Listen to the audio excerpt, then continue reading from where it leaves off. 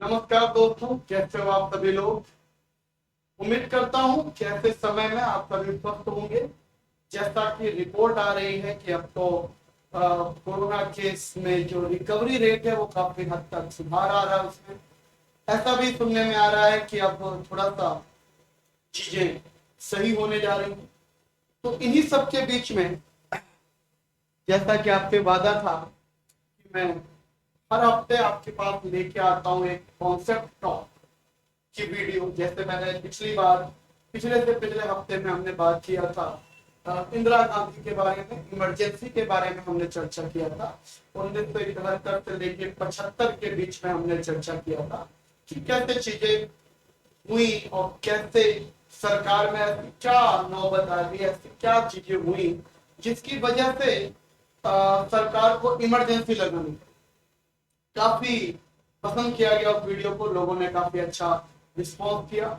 उसके बाद मैं पिछले ही हफ्ते लेके आया था केजरीवाल भारती केस के बारे में, संविधान के बेसिक स्ट्रक्चर के बारे में मैं चीजें लेके आया था और उसके बारे में भी मैंने लोगों को बताया। वो भी वीडियो काफी देखी गई है।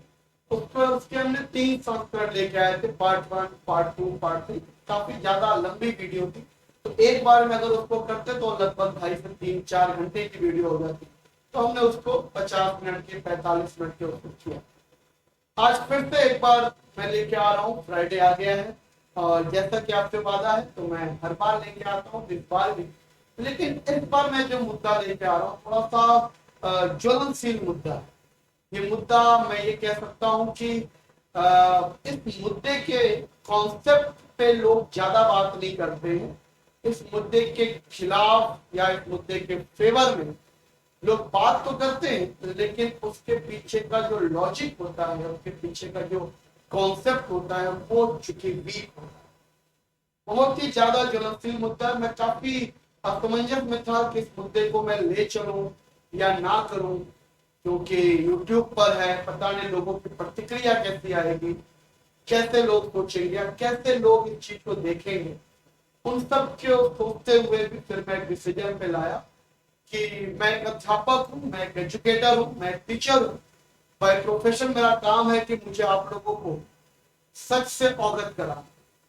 कभी कभी हो सकता है कि मैं सत्य के राह पे चलूं और कभी कभी हो सकता है कि मैं सच आपको दिखाना चाहूं। और आप में से बहुत से ऐसे लोग हैं जिनका हो सकता है कि पढ़ाई से कोई मतलब नहीं हो, जिनका हो सकता है कि एजुकेशन से कोई मतलब नहीं है, लेकिन जब वो सुने कि ये बात इतना है और ये बात आरक्षण की हो रही है, रिजर्वेशन की हो रही है, तो शायद ये वीडियो देखें और उनकी प्रतिक्रिया एक तरफा हो। तो मैं इस सब की चीज पे तैयार भी था, मुझे कोई ज्यादा दिक्कत नहीं थी।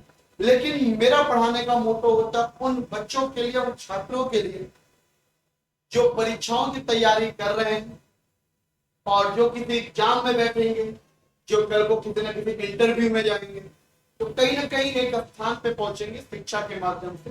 तो उनके लिए मैं ये वीडियो लेके आ रहा हूँ। उनको इस बात का मालूम होना चाहिए, उनको इस बात का पता होना चाहिए कि बेसिकली जो रिजर्वेशन हमारे देश में चलता है, जो रिजर्वेशन बाहर की कंट्री में होती है, या ये रिजर्वेशन है क्या।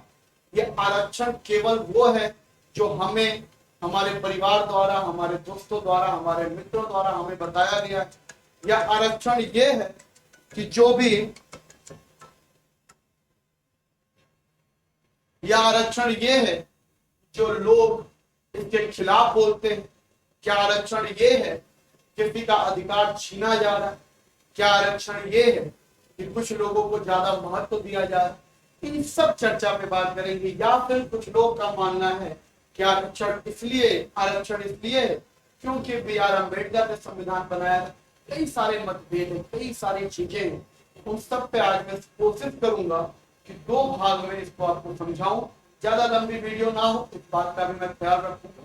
तो आज का जो मुद्दा है हमारा, आप देख सकते हैं, रिजर्वेशन को लेकर है। रिजर्वेशन पे बात करेंगे, एक बहुत ही अच्छा मुद्दा है, इस पे हम लोग बात करें। तो आज हमारा जो कॉन्सेप्ट रहेगा वो ये रहेगा, आरक्षण सही है कि गलत है, आरक्षण देना चाहिए कि नहीं देना चाहिए, इसका फैसला आप खुद कर लीजिएगा वीडियो देखकर। लेकिन मैं आपको बता दूं कि आरक्षण लाने के पीछे का लॉजिक क्या था, क्यों आरक्षण चाहिए था, क्या कॉन्सेप्ट था आरक्षण को लाने के पीछे। जो वो संविधान सभा बैठी थी वो आरक्षण पे क्यों चीजें लिख रही थी, और जो हमारे देश के अभी तक चल रहे लोग हैं वो आरक्षण क्यों पाते हैं, क्या है कॉन्सेप्ट। आज का मुद्दा ही है आरक्षण क्या और क्लियर है। तो चलिए, उसके पहले मैं आपको बता दूं, कई सारी बातों पे आपसे बात करनी है कि आरक्षण में इतना विवाद क्यों है, किस चीजों पे भी हम बात करेंगे। आरक्षण चाहिए होता है, our fate in hand of reservation, हमारा भाग्य जो है वो रिजर्वेशन के ऊपर है। इन सब पे हम लोग बात करेंगे कि क्या है। सबसे पहला मुद्दा जो मैं आज बोलना चाहूंगा,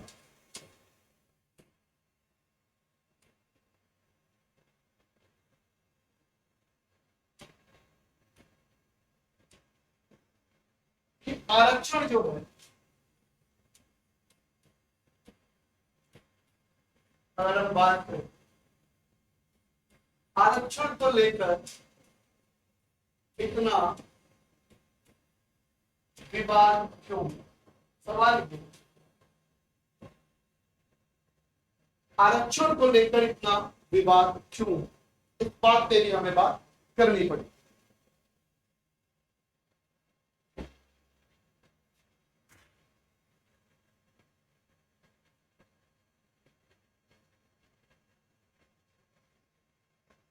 ठीक है, आरक्षण को लेकर इतना विवाद क्यों।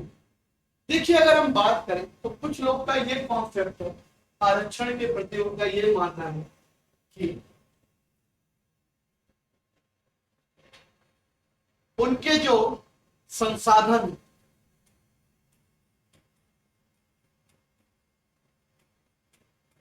रिसोर्सेज है वो छीने जा, मतलब जिन संसाधनों पे हमारा अधिकार है वो संसाधन किसी और को दिया जा रहा है, वो रिसोर्सेज किसी और को दिया जा रहा है। एक तो ये विवाद काफी चलता है, लोग इस पे काफी बात करते हैं कि इस संसाधन पे, इन रिसोर्सेज पे हमारा अधिकार है, हम योग्य हैं इसके लिए, हम यहाँ तक पहुंचे हैं, तो इस पे हमारा अधिकार होना चाहिए, और ये अधिकार किसी और को दिया जा रहा है।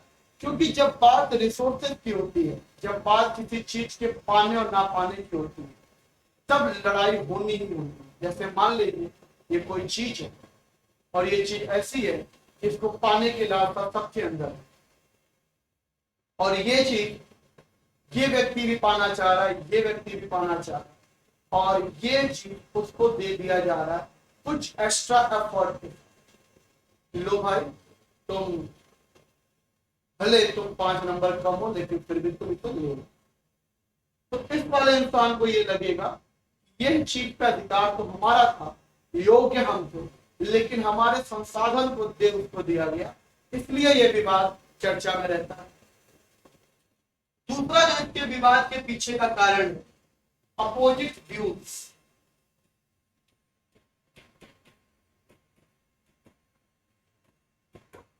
अपोजिट व्यूज मतलब एक बात को लेकर कुछ लोग इसके फेवर में बात करते हैं, कुछ लोग इसके अगेंस्ट में बात करते हैं। होता क्या है कि जो रिजर्वेशन का फायदा उठा है, जिसको रिजर्वेशन मिल रहा है, उसको ये जानकारी दी जाती है कि ये हमारा अधिकार है, इसे हमने लिया है, हमें बहुत दिनों तक शोषण किया गया, उसके विरुद्ध हमारा अधिकार है, तो इसलिए हमको ये चीज मिल रही है, और जो दूसरा पक्ष है वो उसको छीनना चाह रहा है, ये रिजर्वेशन की लड़ाई है, उसके दिमाग में ये भरा है।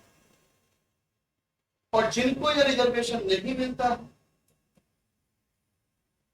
जिनको ये रिजर्वेशन नहीं मिलता, उनके दिमाग में क्या चलता है कि हमारे रिसोर्सेज या ये किसी के ऊपर ये समानता का अधिकार नहीं है।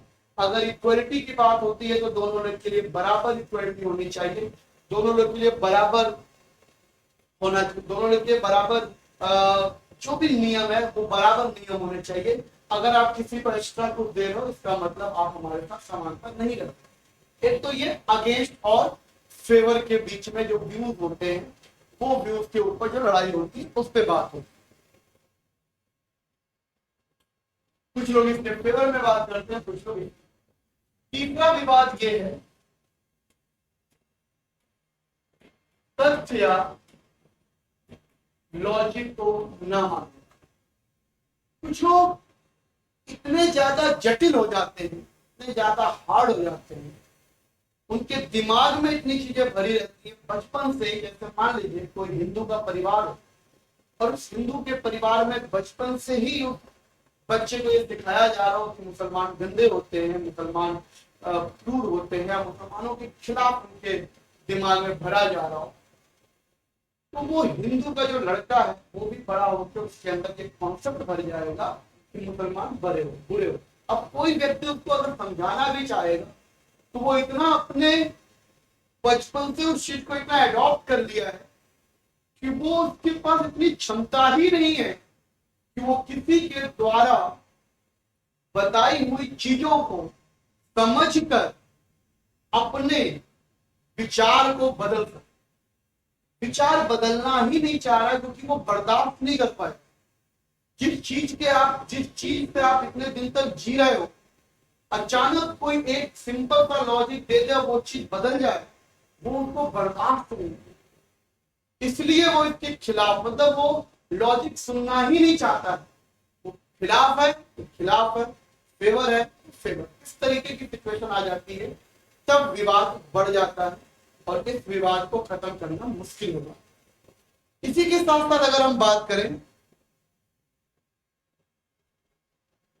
कि तथ्य और लॉजिक को ना मानने वाले लोगों में अगर हम बात करें तो कई सारी चीजें होती हैं। जैसे एक होता है कंफर्मेशन बायस।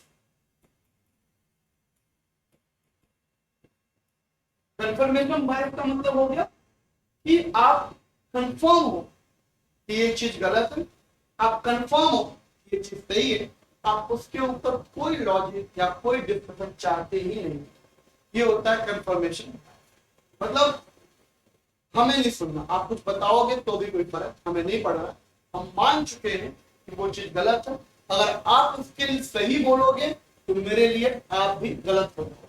इस तरीके का जो कॉन्सेप्ट होता है उस तरीके के लोग कंफर्मेशन बायस कहलाते हैं। वो मानते ही नहीं इस चीज को, ऐसी भी चीजें होती। सेलेक्टिव अवॉइडेंस, उसका एक शब्द आता है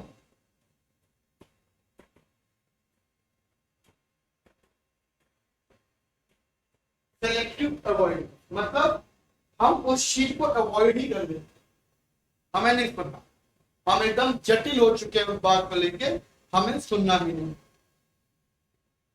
और कुछ लोग तो इतने ज्यादा क्रूर हो जाते हैं, इतने ज्यादा क्रूर हो जाते हैं, इतने ज्यादा वो क्रोध हो जाते हैं, इतने ज्यादा हम उन्हें क्या शब्द दें कि वो लॉजिक को ही झुठला देते हैं। अगर उनको तथ्य की बात करो तो वो तथ्य को भी झुठला देते हैं, ऐसा कुछ नहीं होता है, ये फेक है, ये तुम्हारा लॉजिक फेक है। इस तरीके की चर्चा करो। मैं ये चीजें आपको क्यों बता रहा हूं कि ये विवाद जो है वो मुझे हो सकता है इस वीडियो के अंदर भी देखने को मिले, हो सकता है कि इस वीडियो के नीचे भी देखने को मिले, लोग कमेंट भी करें कि ये गलत है, ये वो है। मैं इसलिए कह रहा हूं, इस पे मैं उन बच्चों के लिए वीडियो बना ही नहीं रहा हूं जो कुछ इस मानसिकता के बैठे हुए। मैं ये वीडियो केवल और केवल आपकी जानकारी के लिए बना रहा हूं कि आरक्षण क्या है, आरक्षण क्यों दिया जाता है, और इसका सही है कि गलत है, ये फैसला मैं आप पे छोड़ूंगा। आप बताएंगे कि इसको देना चाहिए कि नहीं। लेकिन अगर मैं व्यक्तिगत बात करूं तो मैं ब्राह्मण हूं, पहली बात मैं हिंदू हूं, ब्राह्मण हूं, और मुझे किसी भी प्रकार का कोई भी आरक्षण नहीं मिलता है। मैं अनरिजर्व कैटेगरी में आता हूँ, लेकिन उसके बावजूद भी मैं रिजर्वेशन के पक्ष में हूँ। मैं ये स्वीकार करता हूँ कि जो वंचित वर्ग हैं उनको समाज के मेन स्ट्रीम में लाने के लिए उन्हें कुछ स्पेशल चीजें दी जाती हैं। अगर मैं ये कह रहा हूँ कि मैं रिजर्वेशन के पक्ष में हूँ तो इसका कतई मतलब नहीं है कि जितनी भी चीजें हमारे देश में चल रही हैं, रिजर्वेशन के ऊपर जितने भी रूल्स अभी तक चल रहे हैं, मैं उन सबके पक्ष में हूँ, ऐसा नहीं है।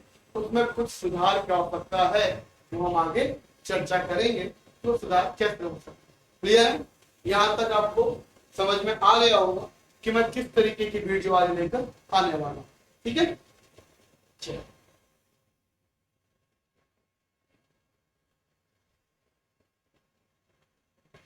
अगर मैं बात करूं कि मेरी वीडियो जो देख रहे हैं उनके बारे में अगर मैं बात करूं तो सबसे पहले कि आपको क्या होना पड़ेगा, किस तरीके की चीजें आपको करनी पड़ेगी, वो मैं आपको बता दूं। पहली चीज जो आपको समझ में आती है वो ये है कि आपको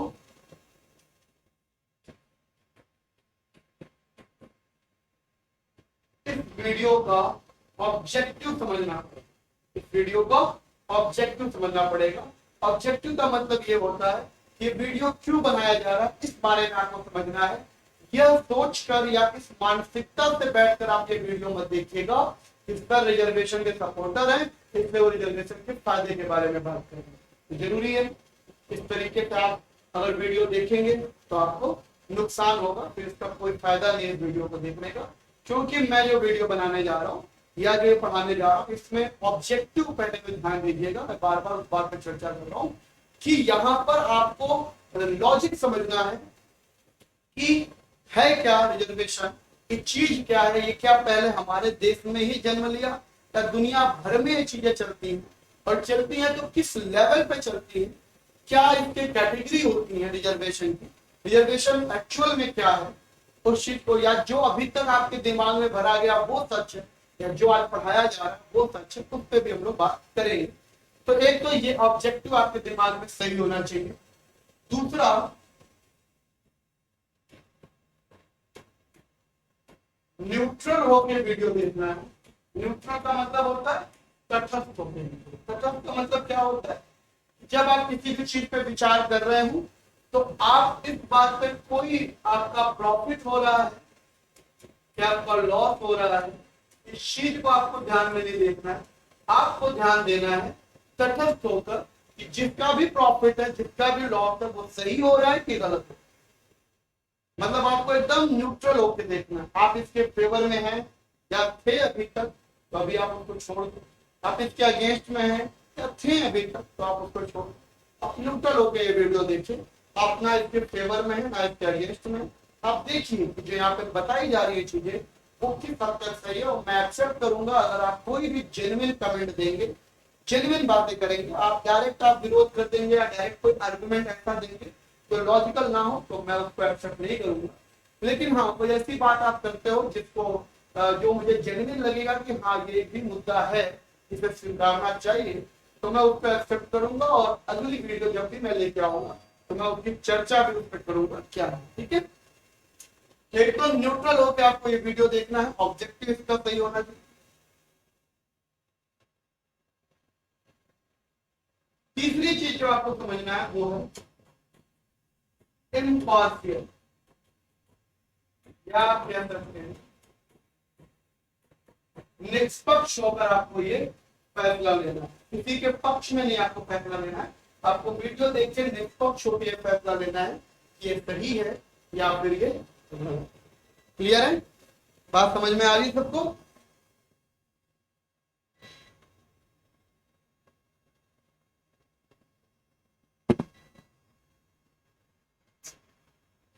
तो यहाँ पे आपको निष्पक्ष होकर फैसला लेना है, कोई ऐसी जल्दबाजी नहीं है। आप पूरे कॉन्सेप्ट को समझिएगा। दो पार्ट में वीडियो लेके आऊंगा, पार्ट 1 पार्ट 2। ये भी पार्ट 1 चल रहा है, पार्ट 1 पे बात करेंगे, फिर मैं पार्ट 2 लेके आऊंगा। जो बची हुई चीजें होंगी वो पार्ट 2 में खत्म करेंगे और तुरंत लेके आऊंगा। ऐसा भी नहीं है कि काफी दिनों के बाद लेके आऊंगा। पार्ट 1 आज, 1 घंटे बाद मैं पार्ट 2 पे भी बात करूंगा और वो भी चीजें आपको समझ में आएगी। ये चीजें आपको ध्यान में रखना है कि तटस्थ होकर आपको वीडियो देखना है, निष्पक्ष तरीके से आपको फैसला लेना है, ऑब्जेक्टिव पे ध्यान देना है। आप जब किसी फैसले पे पहले ही पहुंच चुके हैं तो उसके बाद अगर ये वीडियो देख रहे हैं तो बताइए क्या मतलब है, कोई मतलब रह जाएगा? अब पहले ये बात मान चुके हैं कि हमें आरक्षण नहीं मिलता है, मैं आरक्षण का विरोध करूंगा, तो उसके बाद ये वीडियो आप देख रहे हैं, इसका मतलब आप तो पहले ही मेरा ऑब्जेक्टिव नहीं पहचान पा रहे, आप पहले से ही एक डिसाइडेड फैक्टर में, तो वो गलत। क्लियर, आप पहले डिसाइड कर लीजिए, आप पहले पढ़ लीजिए, जान जाइए एक्चुअल में, तो आप समझ लेंगे। और मुझे मालूम है जितने भी लोग रिजर्वेशन के कॉन्सेप्ट को समझते हैं, जितने भी लोग रिजर्वेशन के कॉन्सेप्ट को समझते हैं, वो कभी भी इस तरीके का फैसला, इस तरीके का डिसीजन नहीं लेते। क्लियर, चलिए बात करते हैं, आगे बढ़ते हैं। आरक्षण का मेल कांस्टेंट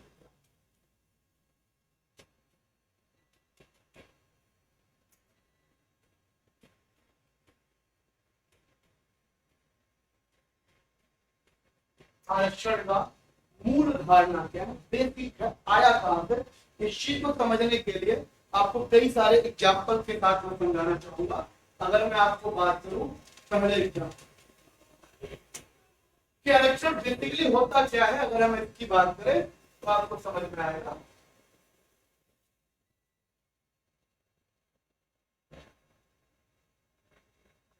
ठीक है कि आरक्षण बेसिकली है।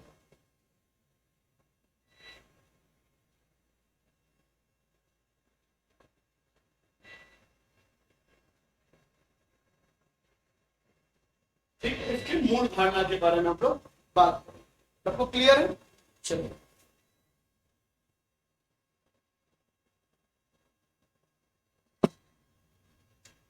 देखो, अगर हम मूल धारणा के बारे में बात करें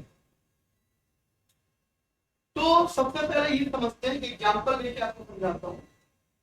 जैसे मान लो कोई परिवार है, कोई फैमिली है, एक्स फैमिली है। ठीक है, कोई एक परिवार है एक्स फैमिली, और ये जो परिवार है मध्यम वर्ग का परिवार है, मिडिल क्लास फैमिली। इनफैक्ट आप कह सकते हो निम्न मध्यम वर्ग, लोअर मिडिल क्लास, कोई दिक्कत नहीं है। इस फैमिली में दो बच्चे हैं, एक बच्चा ए है और एक बच्चा। साधारण सी बात है, समझने का प्रयास करिएगा। फैमिली में दो बच्चे हैं, एक बच्चा ए है, दूसरा बच्चा बी है। और इस फैमिली की इतनी ही कैपेबिलिटी है कि वो अपने दोनों बच्चों को या अपने परिवार में केवल 2 लीटर जूस पिला सकता, केवल 2 लीटर ही जूस पिला सकता है या 4 लीटर जूस पिला सकता है। इतनी कैपेबिलिटी है उस परिवार कि वो अपने दोनों बच्चों को, वो अपने परिवार में केवल 2 लीटर जूस ही अफोर्ड कर सकता है। उसके अलावा उसके पास क्षमता ही नहीं, वो नहीं कर सकता।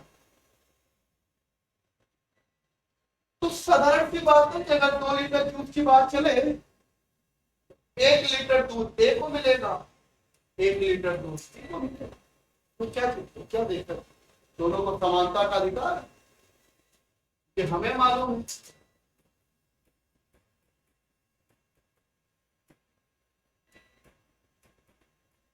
समानता का अधिकार तो यही कहता है कि दोनों को 1-1 लीटर दूध दे दिया जाए। लेकिन मान लीजिए डी जो है बीमार पड़ जाता, कमजोर हो जाता, डॉक्टर के पास डी को ले गया। डॉक्टर ने कहा कि ये वीक हो गया है, ये फिट नहीं है, ये कमजोर हो गया है, ये इसको अब थोड़ा सा डाइट में इंप्रूवमेंट की आवश्यकता है।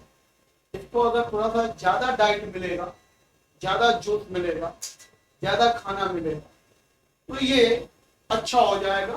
कुछ महीने बाद, 4 महीने बाद, 3 महीने बाद तो सही हो जाएगा।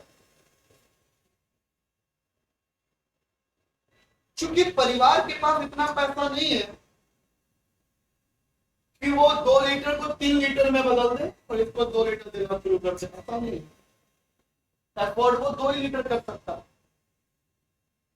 ऐसी सिचुएशन में अगर ये आपका परिवार है, हमारा परिवार है, किसी एक व्यक्ति का परिवार, परिवार की बात कर रहे, इंडिविजुअल की बात करते हैं, व्यक्तिगत रूप से बात कर रहे, जाहिर सी बात है अब 2 ही लीटर आपके पास है, 2 लीटर में 1 लीटर इसको देते हैं, 1 लीटर इसको देते हो। अब चूंकि ये कमजोर हो गया तो आप क्या करोगे, इस 1 लीटर को आप क्या करोगे, इसको आप 2 लीटर दूध दे दोगे, इसका दूध कुछ समय नहीं जाता, करो। या फिर आप क्या करोगे, इसको आप आधा लीटर दूध दोगे और इसको आप क्या कर दोगे, 1.5 लीटर दूध, यही करोगे। उतने समय तक दोगे जितने समय तक ये ए के बराबर ना आ जाएगा, ए से फिट ना हो। मेरी बात समझ में? अब यहां पर चूंकि आप समानता नहीं देख रहे होंगे, क्यों? क्योंकि आपने इसको, ये चूंकि कमजोर था, तो इसको मजबूत बनाने के लिए या ए के बराबर लाने के लिए या ए जैसा बनाने के लिए आपने क्या किया, इसके दूध में वृद्धि की। और वो वृद्धि कहां से किया आपने? ए के ही जो मटेरियल था, ए का ही जो 1 लीटर दूध था, उसी में से कुछ कम करके आपने क्या कर दिया, बी को दे दिया। अगर ये आपके परिवार में होता, मान लो कि आपके परिवार में, किसी के परिवार में ऐसा है, 2 बच्चे, मान लो भाई परिवार है, एक बच्चा ए है, बी दूसरा बच्चा है, और अगर दोनों बच्चों में, मान लीजिए परिवार में जिस समय ए पढ़ रहा था उस समय परिवार के पास काफी पैसा था, तो परिवार ने ए को अच्छी शिक्षा दे दी, लेकिन किसी वजह से बी को वो अच्छी शिक्षा नहीं दे पा, तो ये ए की जिम्मेदारी हो जाती है, या उस परिवार की जिम्मेदारी हो जाती है, या उस बच्चे की जिम्मेदारी हो जाती है जिसको परिवार ने शिक्षा दिया, कि वो अपने छोटे भाई यानी बी को, जिसको अच्छी शिक्षा नहीं मिल पाई, उसको हाथ पकड़ के या उसको आगे बढ़ाने में मदद। ऐसा होता है, आपके परिवार में भी होता होगा, हमारे परिवार में भी होता, सबके परिवार में ये चीज होती। क्यों ऐसा होता है? क्योंकि इसको मालूम है कि इसको वो सारी चीजें नहीं मिली जो मुझे मिला है, ये मेरा अधिकार है कि मैं इसको लेके चलूं अपने साथ। जब बात आपके परिवार की होती है तब आप इस बात पर सहमत होते हैं, लेकिन यही बात जब सामाजिक रूप से आ जाती है तो आदमी उस पर सहमत नहीं है। कई सारे ऐसे फिलोसफी वाले हैं, कई लोग ऐसे हैं जिन्होंने ये बात कही है, अगर व्यक्ति समाज को अपना परिवार समझने लगे, जैसे वो अपने परिवार में चीजों को रखता है, नजर रखता है, उसी प्रकार वो सोसाइटी को रखने लगे, तो चीजें आज इतनी प्रॉब्लमेटिक होती ही नहीं, इतना विवादित चीजें होती हैं, समझा जाता है। यहाँ पर वही चीज, एक और एग्जांपल देके आपको मैं चीजों को समझाता हूं। जैसे मान लो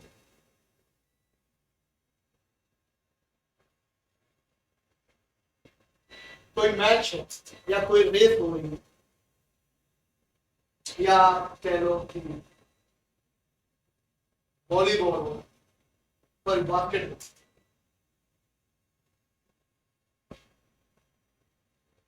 ये ग्राउंड सेम है और यहाँ पे बॉल डालो,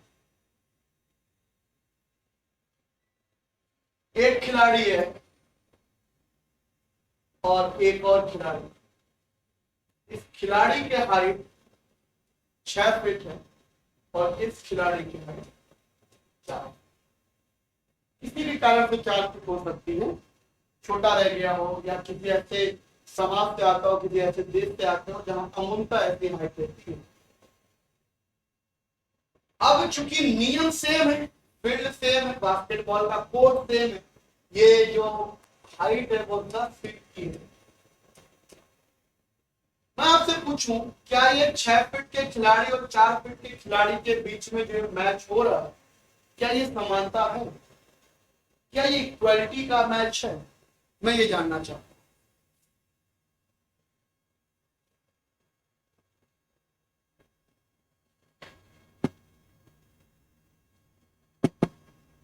क्या ये इक्वालिटी का मैच होगा? आप कहोगे नहीं। नियम सेम है, रूल सेम है, आप भैया हमारे पास नियम सेम है, कोर्ट सेम है, फीस सेम है, अगर आप खेल पाओ तो आओ, नहीं खेल पाओ तो बताओ, आप खुद खिलाएंगे। आपके घर में कभी ऐसा मैच हो, बड़े भाई, बड़े लोग और छोटे लोग मैच खेल रहे हैं, हम लोग खेलते थे, हमारे घर में बड़े भैया लोग होते थे, उनके साथ हम लोग मैच खेलते थे, तो आपने देखा होगा अमूमन क्या होता है, जो छोटे बच्चे होते हैं उनसे कहा जाता है हम आपको 2 बार का चांस देते हैं, जैसे हम लोग 1 बार आउट होते हैं, हम आपको 2 बार आउट करेंगे, ठीक है, तो 2 बार मौका रहेगा तो खेल सकते हैं। या हम लोग वहां पे ये डिसाइड कर लेते हैं, वहां पे ये बोल देते हैं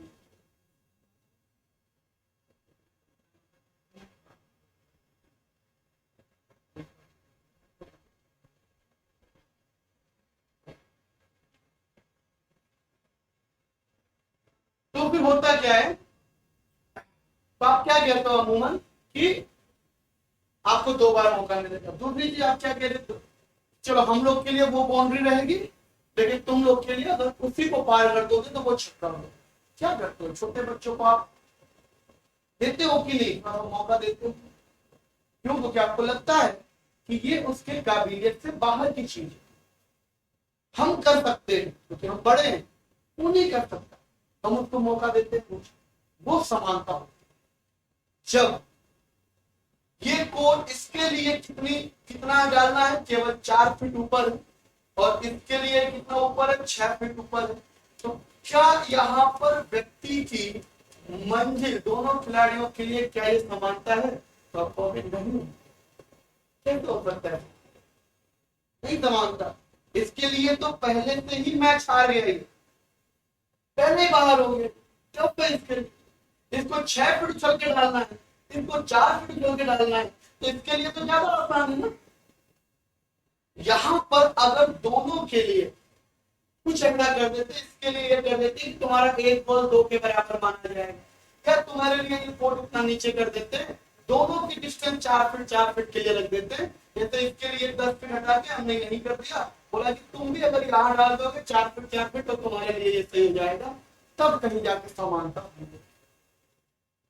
व्यक्ति से और मंजिल की दूरी समान होनी चाहिए। नियम समान भी एक तरीके का होता है, हम आगे डिस्कस करेंगे कि नियम समान होना क्या होता है और व्यक्ति से मंजिल की दूरी समान होना क्या होता है। एक और एग्जाम्पल समझते हैं। अगर मान लो किसी परीक्षा की कोई व्यक्ति तैयारी कर रहा है, 2 तरीके के बच्चे हैं, एक एक्स है और एक वाई।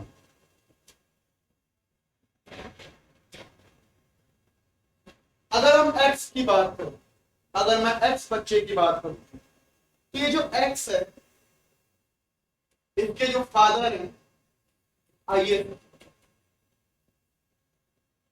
इसका जो स्कूल है वो इंग्लिश मीडियम का। एक्स के बारे में अगर बात करें तो एक्स के पास अच्छी सुविधाएं दी गई, अच्छे, क्योंकि पिताजी आईएएस हैं, अच्छी नौकरी में है, और ये बाहर अच्छी सिटी में रहता है, मेट्रो सिटी में भी रहता है, दिल्ली उल्ली में रहता है। इसके साथ जो माहौल है वो भी बहुत अच्छा है, एनवायरमेंट। इंग्लिश बोला जाता है कि स्कूल में भी, जाहिर सी बात है अगर फैमिली अच्छी है तो उसको इंग्लिश मीडियम में ही पढ़ाया जाए, इंग्लिश मीडियम में बच्चा पढ़ता है। इसको ट्यूशन भी मिलती है, गाइडेंस भी मिलता है, इसको टीचर भी अच्छे मिले, और ये 12th जो है वो मार्च 17 साल में पास कर लेता। उसके बाद 3 साल और लिया, ग्रेजुएशन, ग्रेजुएशन पास कर। ये भी लगता है क्या कर रहे हैं, आईएएस या पीसीएस की तैयारी, आईएएस की तैयारी। वहीं पर एक बच्चा वाई, अगर मैं वाई के लिए बात करूं तो ये किसी गांव में, ये गवर्नमेंट स्कूल में पढ़ा है, इसके बाद ज्यादा ट्यूशन के कोई सुविधा ही नहीं, नो ट्यूशन, गांव में कोई वैसे सुविधा नहीं रहती, कोई ट्यूशन नहीं है इसके पास। हिंदी मीडियम में, हिंदी मीडियम, कोई इनके परिवार से मम्मी पापा जो है वो इलिटरेट है। इलिटरेट का मतलब कि सामाजिक चीजें जानते हैं, लेकिन आईएएस पीसीएस क्या होता है, पढ़ाई से संबंधित क्या होता है, वो चीजें उनको नहीं मालूम।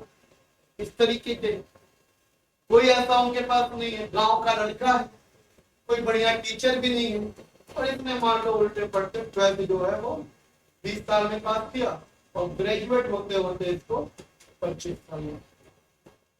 और इसका भी मन है कि मैं अपने घर में कुछ बढ़िया करूं, कुछ बड़ा करूं, आईएएस पीसीएस करूं। अब मुझे बताओ, आईएएस के पेपर सेम रखा जाए, आईएएस के जितने अटेम्प्ट इसको मिलेंगे उतने ही अटेम्प्ट इसको दिए जाए, जितना जो क्वेश्चन इसके लिए होंगे उतने क्वेश्चन इसके लिए हो जाए, जो मार्किंग स्कीम इसके लिए है वही मार्किंग स्कीम इसके लिए हो जाए। आप मुझे बताओ क्या ये बराबर का समानता हुआ? क्या ये इक्वलिटी कहलाएगी? क्या ये समानता कहलाएगी? इसको और इसमें फर्क है कि सपना दोनों ने एक देखा, लेकिन ये यहां से निकला और ये यहां से निकला। अब जब ये यहां से निकला है तो इस रेस में अगर मैं कहूं कि आईएएस की एक रेस है और यहाँ पर अगर ये वाला बच्चा यहाँ खड़ा है तो ये वाला जो बच्चा है वो तो आधी दूरी पहले ही तय कर चुका है, इसको तो यहीं तक जाना है और इसके लिए दूरी लंबी हो जाएगी। कहां पे समान? व्यक्ति से मंजिल की दूरी समान कहां? ये फर्क होता है इस चीज को कंट्रोल करना, यहां पर समानता। उम्मीद है कि आप इसका मूल धारा समझ रहे होंगे कि क्या प्रॉब्लम, कहां से ये जड़ शुरू हुई, कहां से ये रूट शुरू हुई।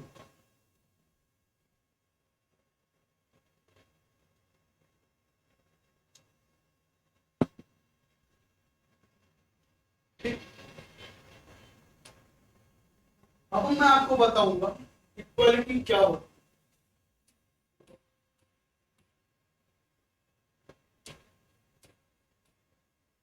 समानता क्या हो? What is equality? समानता क्या, इसके बारे में हम लोग बात।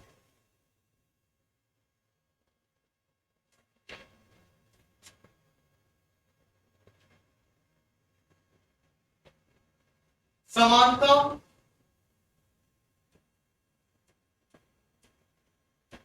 और भेदभाव, इसके वर्सेस में हम लोग बात करेंगे सेकंड पार्ट। पहले पार्ट में मैंने आपको समझा दिया कि लॉजिक क्या है।